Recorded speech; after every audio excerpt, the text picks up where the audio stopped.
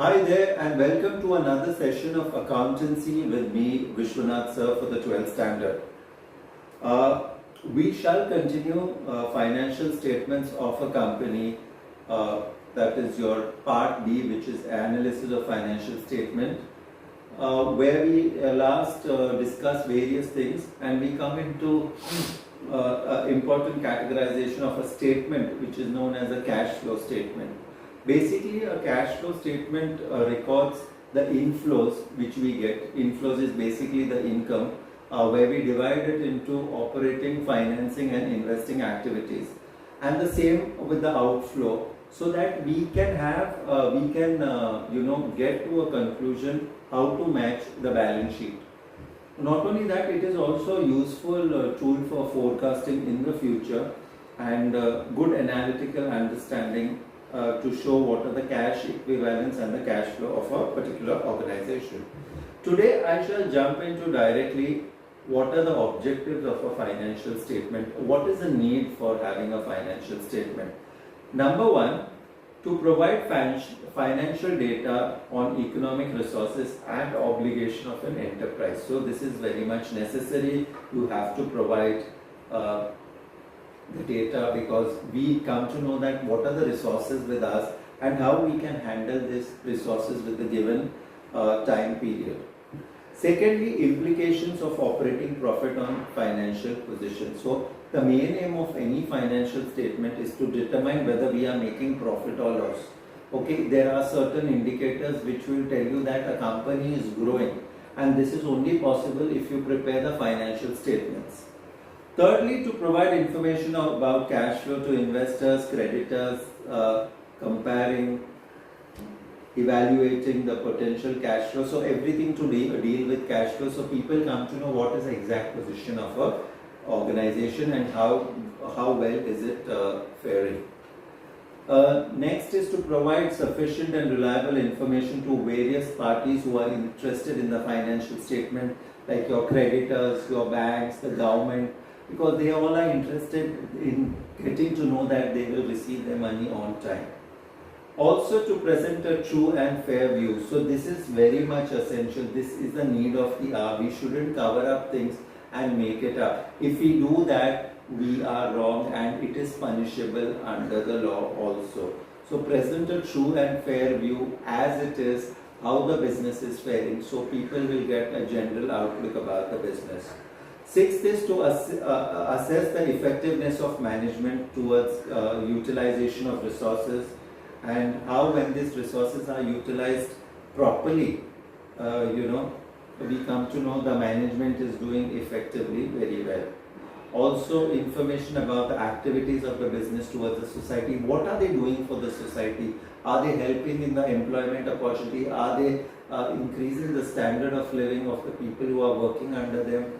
Okay, are they providing some further assistance to the organizations, to the other organizations as well as the government? Fine. To disclose the accounting policies in an accounting process for the better understanding of financial statements. Okay, so these are certain things which have to be taken into consideration, and the accounting policies have to be disclosed because there is where everything lies.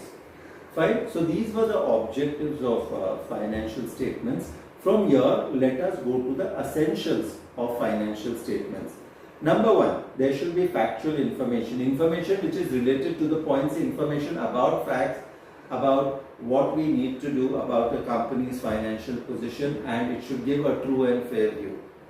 Second is understandability. Anything put forward should be able to be understood by people who generally pick it up. Usually we do not have much time to refer to all these statements. So in a nutshell, you understand what is a pie diagram, you understand the balance sheet, you understand the income or revenue statement. So all these things are meant to be understood. Comparable, very necessary. If we have got two companies or two units, we can compare these two units. We can also compare one particular unit with its own self in different quarters, and it becomes good for us, and plus we can go ahead with all these things. Verifiable. So anything which is done in accounts, you should have a supporting, because of this supporting we are able to solve the expenses at home in a more methodical manner. Timeliness, yes, everything is done at a certain period of time, so it finishes on time and it starts on time, is also the lookout of the people who work in the accounts department. Okay, so this talking about all these things, we further go to who are the parties who are interested in financial statements. There are two. We divide it into two halves: internal and external. Okay, internal users are basically inside. Those are the shareholders, the management, and the employees. The shareholders are basically bothered about their dividend, and they are also bothered about whether the company is faring well or no as per market situations. Next is management. Management has the opportunity to be responsible, not only safeguard safeguard the investment and other assets, but also increase how well the management can look after the business organization. Employees, they are the people who work in an organization. They want to know how long a particular organization will continue. So they are the people who are most interested in knowing how the organization is working. Okay, then we come to the next external part of it, where banks and financial institutions, because they have given a loan to the business, and investors and potential investors also, creditors, government and its authority, Securities Exchange Board of India. So there are certain organizations like the Security Exchange Board of India or the stock markets. They basically control all these organizations, because certain rules and regulations have to be followed by them before you go ahead with anything. Okay, in this we also reach to the limitations of financial statements. Number one is historical records. Number two, it is different accounting practices. Number four, quality elements are ignored and it's not taken care of. The quality management is put aside.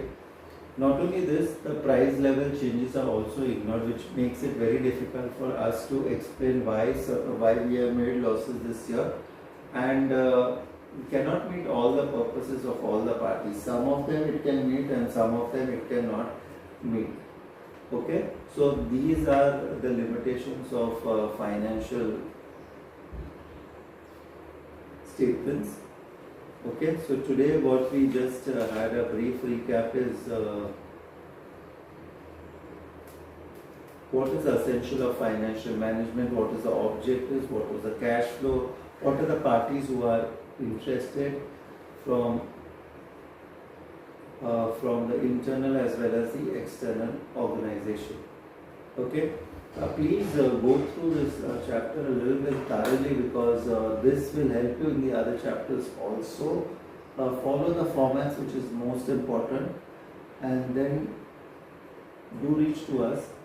Thank you so much. This is Vishwanath sir signing off.